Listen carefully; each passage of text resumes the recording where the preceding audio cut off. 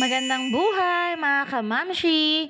It's me again, ang inyong mamshi tindera. At tara, samahan niyo kong magkilaw ng aking panindang harina. Meron po akong ikukwento sa inyo ngayon na isa sa mga sinabi ng aking customer. At itong sasabihin ko pong ito is makakatulong sa mga baguhan or mga nagpaplano palang magnegosyo. At kung lagi ka pong nanonood ng aking video, ang usually po kasing marami kong paninda is dog food, cat food at pagkain po ng mga manok.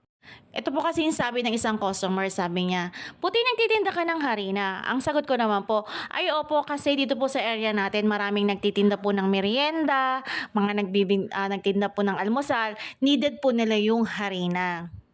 Kaya dinagdag ko po 'yan sa aking paninda para sa gayon hindi na po lumayo yung mga customer o yung mga mamimili pumunta ng bayan na bumili lang dahil lang sa harina. Minsan kasi yung mga customer na nagtitinda, minsan nakakalimutan nila yung mga pangailangan nila sa kanilang tindahan. So pino-provide ko 'yun para sa kanila, para naman makatulong at in the same time kikita po tayo. Kaya kung mapapanood niyo po ang video ito sa mga nagpaplano mag-open po ng business, ito po ang mapapayo ko sa inyo. Kailangan po alam nyo po or alamin nyo po kung ano ang mga needs ng inyong mga kapitbahay or dyan sa inyong community para yun po ang ititinda nyo. At ito pa po yung isang payo ko, kailangan po bago kayo mag-open ng isang negosyo, kailangan aralin nyo po muna kung ito ba itatangkilikin ng mga tao. Kaya po isa sa mga harina ang dinagdag ko sa aking paninda dahil po dito sa area ko is hanapin po ng aking mga mamimili. Dahil gawa nga po ng marami po nagtitinda dito ng ulam at merienda.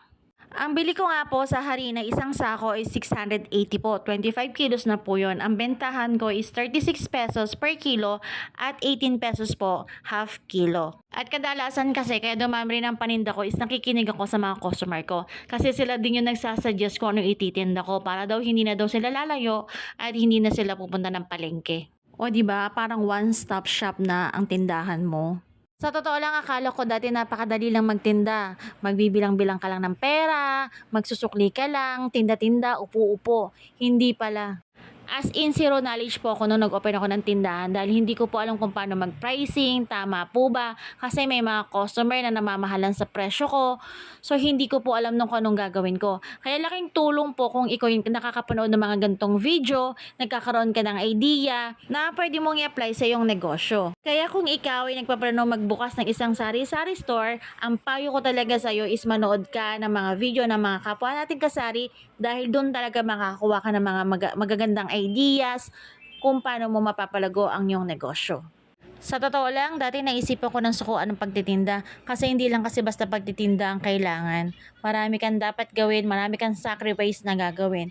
Dahil nga sa panonood ko ng mga video ng mga kapwa ko kasari, ayun, nainganyo kong ilaban at bumangon. Dahil may kasabihan nga na habang may naniniwala sa'yo at merong isang taong bumibili sa'yo, huwag mong susukuan.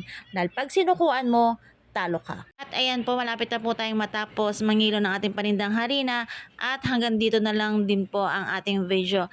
Maraming salamat po sa inyong panonood at maraming salamat po sa mga sumusuporta sa aking Ma'am Tindera vlog. Kung hindi ka pa po nakapollow sa akin, mag-follow na po kayo at huwag niyo pong kalimutang mag-like at mag-comment at pakishare na rin po.